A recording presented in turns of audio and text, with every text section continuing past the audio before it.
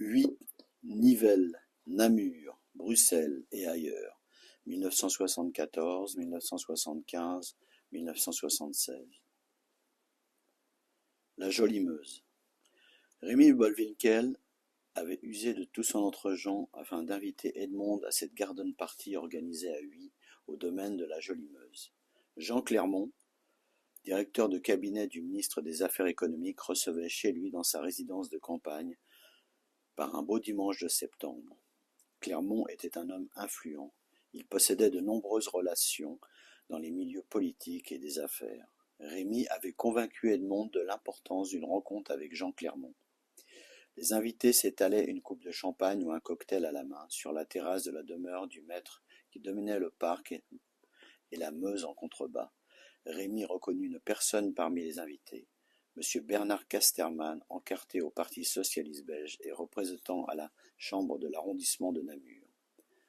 Un homme portant une belle moustache s'approcha et salua Edmond. « Madame Moulinsart. »« Non, Madame de la Hutinière désormais. Bonjour, monsieur.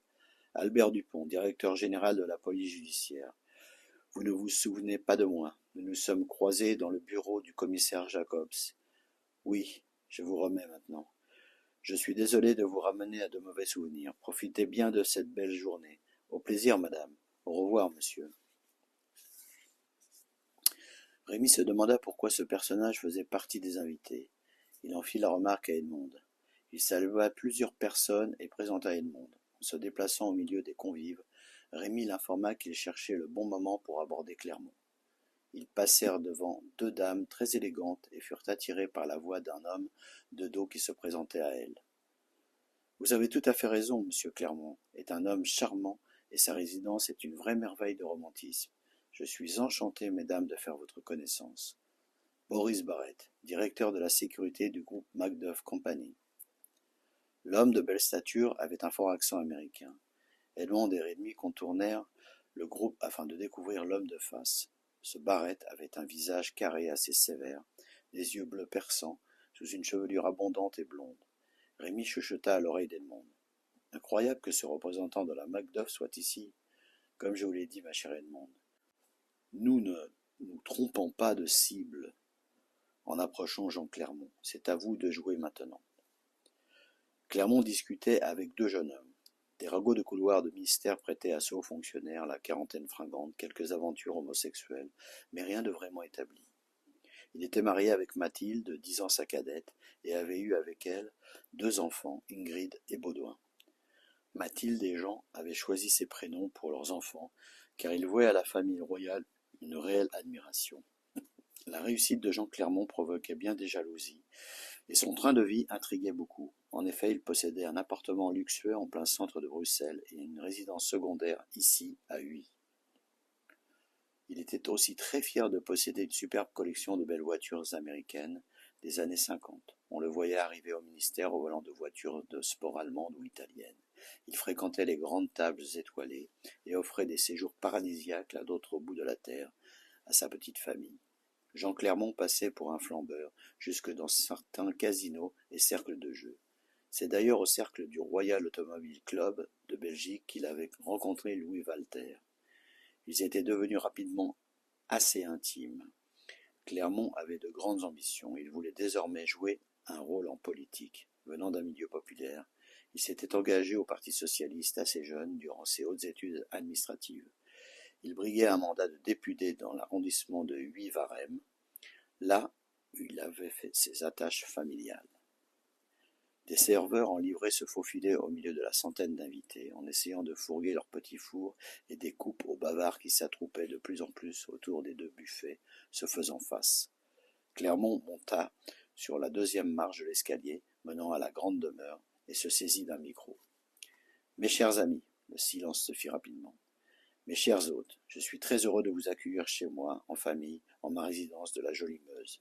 L'endroit est idéal pour vous annoncer officiellement ce jour ma candidature à la Chambre des représentants pour la circonscription de Huy-Varem. » Une clameur d'étonnement s'éleva des invités. Un journaliste photographe s'avança immédiatement pour faire quelques photos. Clermont saisit une coupe qu'un serveur lui tendit. « Le chemin est encore long. Mais malgré la difficulté de ce challenge, je suis certain de le remporter. J'ai choisi d'annoncer ma candidature dans le journal L'Avenir du 8 à Rennes. Mes chers amis et proches collaborateurs, faites-le savoir autour de vous. J'ai besoin de votre soutien à tous. Merci pour votre présence et maintenant, le buffet est ouvert. Un homme s'avança à la hauteur de Clermont et leva sa coupe en criant « Vive le futur député Clermont !» Les convives répondirent en levant leurs verres à l'unisson. Clermont avait le sens de la mise en scène. Il pouvait s'appuyer sur quelques réseaux d'influence, mais il devait aussi se rendre populaire d'ici l'élection. Et pour le moment, tout restait à faire face à la bonne implantation de son adversaire en place. Après quelques félicitations personnelles reçues de ses convives, Clermont se rapprocha du buffet. Ce fut le moment que choisit Rémy. Il prit le bras d'Edmond et il l'entraîna avec lui. « Bonjour mon cher Clermont. » « Rémy Bollwinkel, quelle bonne surprise que vous soyez parmi nous. Je me permets de vous présenter madame la baronne Edmond de la Hutinière, veuve du regretté Henri Moulinsart. Quel plaisir de faire votre connaissance, madame. Bien évidemment, je joins ma peine à la vôtre. Quelle désolation d'avoir perdu un tel homme. Pour notre pays, c'est aussi une grande perte. Sachez, madame, qu'au ministère, nous sommes disposés à faire tout ce qui est dans notre pouvoir afin d'aider Moulinsart frère. Merci, monsieur Clermont, mais Jacques Moulinsart, le neveu d'Henri, a bien repris les choses en main. Et vous, mon cher Rémy, êtes-vous toujours à la manœuvre? Non, Jacques Moulinsart et moi sommes en désaccord depuis longtemps. J'ai donc cessé mes fonctions au décès d'Henri. Ah, j'en suis bien désolé pour vous. Clermont se tourna vers Edmond. Madame la baronne, accepteriez-vous, en compagnie de Rémy, bien entendu, de venir au déjeuner annuel du Royal Automobile Club qui se tiendra ce premier dimanche d'octobre? Edmond resta interdite quelques instants par la soudaineté de la proposition. Puis elle regarda Rémy qui lui fit un signe d'acquiescement. « Avec grand plaisir, monsieur Clermont.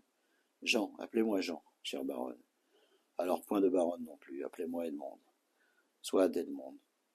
Vous m'en voyez ravi. Je suis une admiratrice de belles voitures, comme vous à ce que j'ai cru comprendre. Parfaitement. D'ailleurs, laissez-moi vous faire découvrir ma collection particulière, ici remisée au fond du parc.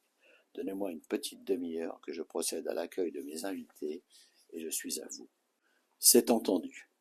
Alors, à tout à l'heure. À peine Clermont se fut éloigné que Rémy dit « Eh bien, vous lui avez tapé dans l'œil. » Edmond parut surprise. « On dirait, il est assez direct, non ? C'est une très bonne chose. Clermont a fait semblant de ne pas savoir concernant Moulinsart frère et moi-même. Il est évidemment au courant de tout.